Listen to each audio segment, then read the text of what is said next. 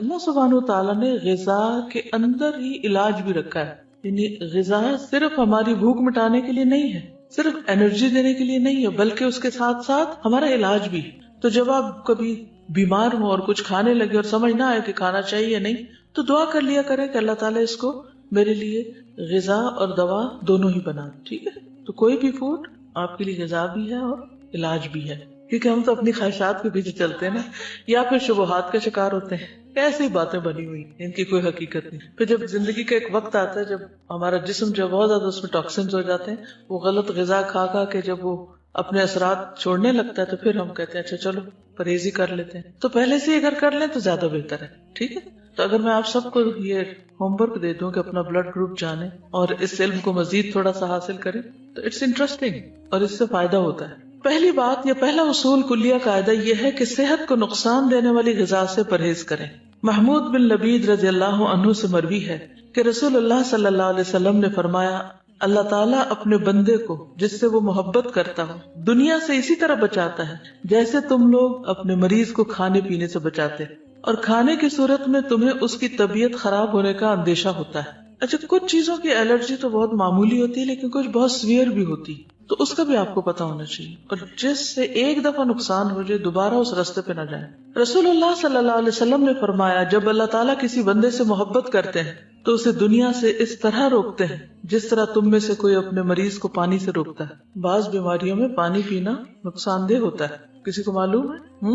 معلوم ہے آپ کو یہ بات؟ کچھ عرصے سے ایک میل اور ایک ٹوٹکا ایسا ہر ایک کو سرکولیٹ کیا جاتا ہے جس میں پانی پینے کے فوائد بتائے جاتے ہیں، اور کہا جاتا ہے کہ 6 گلاس اور 8 گلاس اور 1.5 لیٹر اور اتنا پانی تو سویرے پی لیں اور پھر اتنا پییں اور اتنا پییں.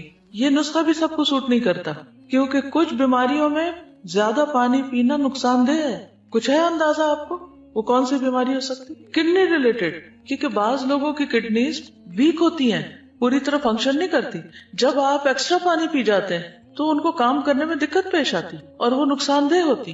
کچھ بیماری ایسی تھی جس میں صرف سپ پانی دیا جاتا ہے. بعض اوقات مریض کو پانی دیا بھی نہیں جاتا، صرف ٹھنڈی برف کو لے کے اس کو کہا جاتا ہے کہ اپنے زبان پہ لگا لیں.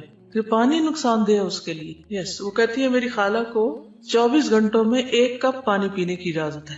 اب اگر وہ اسی طرح کو ٹوٹکا پڑھ کے تو 1.5 لیٹر پی بیٹھے تو یہ پانی جو زندگی کی سورس ہے اسی انسان کے لیے نقصان دہ. تو یہ ٹھیک ہے، یہ ایکسٹریم کیسز میں ہوتا ہے، لیکن ویسے بھی ہر چیز کے اندر اعتدال ضروری ہے.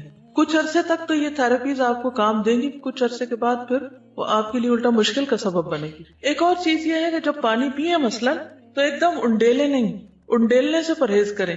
مسنون طریقہ کیا ہے؟ 3 سانس میں پینا، اور اس کو بھی جیسے گھونٹ گھونٹ پیتے ہیں، یعنی جیسے کھا کے پیتے ہیں اس طرح پیئیں.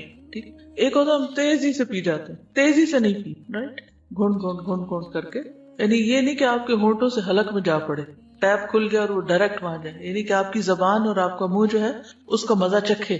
اس طرح پینا زیادہ فائدہ مند ہے. لیکن ہم لوگ ہر وقت جلدی میں ہوتے ہیں نا، ہم کہتے ہیں جلدی سے یہ کام کر لیں، جلدی سے وہ کر لیں، اور پھر بس کچھ اور کریں. تو ہے فرماتے ہیں کہ میں نبی صلی اللہ علیہ وسلم کی خدمت میں حاضر ہوا، آپ کے سامنے روٹی اور خشک کھجور تھی. روٹی اور خشک کھجور جیسے چھوارے ہوتے ہیں. نبی صلی اللہ علیہ وسلم نے فرمایا قریب ہو جاؤ اور کھاؤ. میں خشک کھجوریں کھانے لگا تو نبی صلی اللہ علیہ وسلم نے فرمایا تم خشک کھجوریں کھا رہے ہو حالانکہ تمہاری آنکھ دکھ رہی ہے. یعنی اس مرض میں خشک کھجور ٹھیک نہیں. میں نے عرض کیا کہ میں دوسری طرف سے چبا رہا ہوں، جو آنکھ دکھ رہی ہے اس کی طرف سے نہیں. اس جواب پر رسول اللہ صلی اللہ علیہ وسلم مسکرا دیے. کھانے کے لیے ہم سب کوئی نہ کوئی ریزن تلاش کر لیتے ہیں. ٹھیک ہے، اس سے کیا پتا چلتا ہے؟ پرہیز کی بات سمجھ آتی ہے. بیماری میں خاص طور پر پرہیز، جو چیز نقصان دہ ہو وہ نہ استعمال کی جائے. نبی صلی اللہ علیہ وسلم کے پاس تو جو بھی علم تھا وہ وحی کے ذریعے تھا.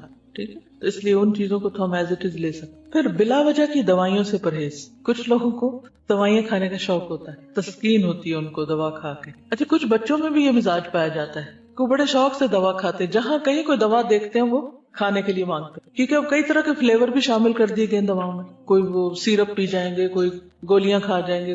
تو اکثر یہ مسئلے رہتے ہیں چھوٹے بچوں کے ساتھ. کچھ بچے ان کو بہت مشکل ہوتی ہے دوا پلانے میں، وہ نہیں پیتے. ان کے بھی مزاج فرق ہوتے ہیں. تو چھوٹی چھوٹی تکلیف میں فوراً دوا نہیں لینی چاہیے. پہلی چیز یہ ہے کہ غذا سے علاج کریں، پرہیز سے کام لیں، اور اگر نہیں علاج ہو رہا، نہیں تکلیف ٹھیک ہو رہی تو دوا لیں، اور وہ بھی ضرورت کی لیں. اور کثرت سے پرہیز کریں. جی کیونکہ میں نے ایک ڈاکٹر سے پوچھا, انہوں نے مجھے کوئی دوا ریکمینڈ کی, تو میں نے کہا اس کے کوئی سائیڈ افیکٹس نہیں. وہ کہنے لگے ٹو بی ویری آنےسٹ, ہر دوا کے سائیڈ افیکٹس ہیں. یعنی کوئی اگر یہ کہے بھی نا کہ اس کے کوئی سائیڈ افیکٹس نہیں, تو یہ ماننے کی بات نہیں. ہر دوا کے, کیونکہ دوا ہے نا, اور خصوصاً ہماری دوائیاں جو بنتی ہیں سب اسٹینڈرڈ بھی ہوتی ہیں, اور اس کے علاوہ جو کیمیکلز اس میں ہوتے ہیں اور جو پروسیسڈ ہوتی ہیں بہت زیادہ.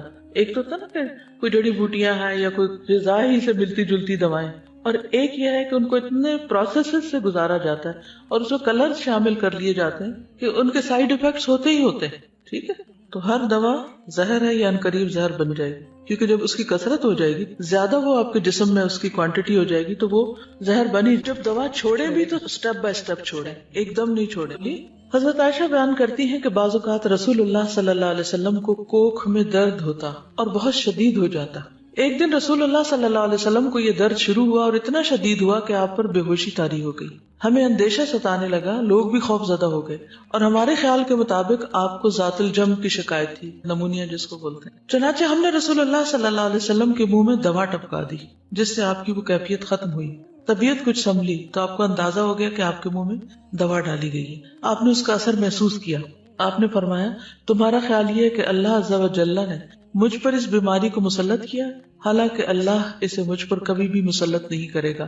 اس ذات کی قسم جس کے ہاتھ میں میری جان ہے, گھر میں میرے چچا کے علاوہ کوئی آدمی ایسا نہ رہے جس کے منہ میں دوائی نہ ڈالی جائے. یعنی ان سب نے مل کے میرے منہ میں ڈالی ہے, اب ان کے منہ میں بھی ڈالی جائے. ٹھیک, یعنی حتیٰ کہ کوئی شخص بے ہوش ہو یا بعض امراض ایسے ہیں کہ اس میں دوا دینے سے پہلے اس سے پوچھ لینا چاہیے. اس لیے بہت سے ڈاکٹر سائن لیتے ہیں کہ آپ راضی ہیں اس پر. خصوصاً سرجریز میں تو آپ دیکھیں کہ سگنیچر کرنے پڑتے ہیں اور ڈسکلیمرز ہوتے ہیں کہ ہم ذمہ دار نہیں ہیں.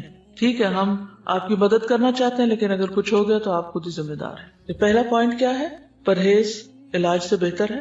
دوسرا, بلا ضرورت دوا سے اجتناب کی. ایک اور چیز یاد رکھیے, جب کسی بھی دوا کے کھانے سے کوئی ری ایکشن فیل ہو رہا آپ کو, آپ کے جسم کے اندر کوئی چیز ایسی محسوس ہو رہی یا اسکن پہ یا کسی بھی طرح, تو فوری طور پر پھر مزید کنسلٹ کر لینا چاہیے. پھر موسموں کے اثرات کا خیال رکھنا چاہیے. سخت سردی اور سخت گرمی کے منفی اثرات سے بچنے کے لیے ہر ممکن احتیاط اور پرہیز, گھر, لباس, خوراک, تمام چیزیں موسم کے تقاضوں اور ضروریات کے مطابق ہوں. یعنی پرہیز صرف کھانے کا نہیں بلکہ انوائرنمنٹ کو بھی اپنے حسب حال کرنا چاہیے. بہت زیادہ کمفرٹیبل بھی نہ ہو کہ انسان سونے لگ جائے, اور ایسا بھی نہ ہو کہ بیمار پڑ جائے. کچھ لوگ اتنی ہیٹنگ کر لیتے ہیں, اس سے بھی نقصان ہوتا ہے. اور کچھ لوگ جو ہے وہ جرسی کے بغیر باہر نکل جاتے ہیں اور بیمار ہو کے واپس لوٹتے ہیں, تو وہ بھی ٹھیک نہیں. احتیاط بہتر ہے, اعتدال بہتر ہے. ہر شخص کو اپنے مزاج کو, اپنے جسم کو, اپنی ضروریات کو خود بھی سمجھنے کی کوشش کرنی چاہیے. اس میں بھیڑ چال نہیں کام دے گی کہ وہ یہ کر رہا ہے تو میں بھی, اس نے کچھ نہیں پہنا ہوا تو میں کیوں پہنتا ہوں. تو کسی کی نقالی مت کریں, اپنے مزاج اور اپنے بدن کو سمجھے کہ وہ کیا چاہتا ہے. اب اس میں آپ دیکھیے, جیسے موسموں کے اثرات کی بات کی نا, تو سردی سے بچیے جب سردی زیادہ ہو, گرمی سے بچیے جب گرمی زیادہ. اسی طرح اگر بہار کے موسم میں آپ کو کسی خاص پودے سے الرجی ہے یا اور کوئی چیز سوٹ نہیں کرتی, تو اس سے بھی بچنے کی ضرورت ہے. پھر وبائی اور متعدی امراض. متعدی کس کو کہتے ہیں؟ کنٹیجیس, جو دوسرے کو لگ جائے. جیسے فعل لازم اور فعل متعدی ہوتا ہے. متعدی کون سا ہوتا ہے؟ جو مفعول طلب کرتا ہے. تو اسی طرح متعدی بیماری وہ ہوتی ہے کہ جو ایک سے آگے دوسرے کو جا پہنچتی. امراض پھیلنے کے موسموں, خصوصاً برسات اور گرمی میں خصوصی حفاظتی تدابیر کرنا, مثلا پانی کے ذخائر صاف رکھنا, رہائشی علاقوں کے آس پاس مچھروں, مکھیوں اور دیگر کیڑے مکوڑوں کی امکانی افزائش کی روک تھام کے لیے ادویات وغیرہ چھڑکنے کا انتظام کرنا, اور اپنے تمام گرد و پیش کو حفظان صحت کے اصولوں کے مطابق ڈھالنا. گلے سڑے یا پہلے سے کاٹ کر رکھے ہوئے پھل یا سبزیاں کھانے سے پرہیز کرنا. یہ ساری چیزیں اس میں آ جاتی ہیں. یہاں پر حفاظتی ٹیکوں کی بات کی گئی ہے, جس کے میں پرسنلی سخت خلاف ہوں. اس لیے میں کسی کو بھی یہ مشورہ نہیں دیتی کہ وہ بچوں کو یا بڑوں کو حفاظتی ٹیکے لگوائیں. کئی لوگ فلو شاٹس لیتے رہتے ہیں, اور بعض لوگ بچوں کو جو حفاظتی ٹیکے لگواتے ہیں اور وہ سمجھتے ہیں کہ اس میں شفا ہے. اگر آپ اس پر تھوڑی سی ریسرچ کریں تو آپ کو پتہ چل جائے گا کہ یہ بذات خود بچوں کے اندر کتنی ڈسیبلٹیز پیدا کر دیتے ہیں.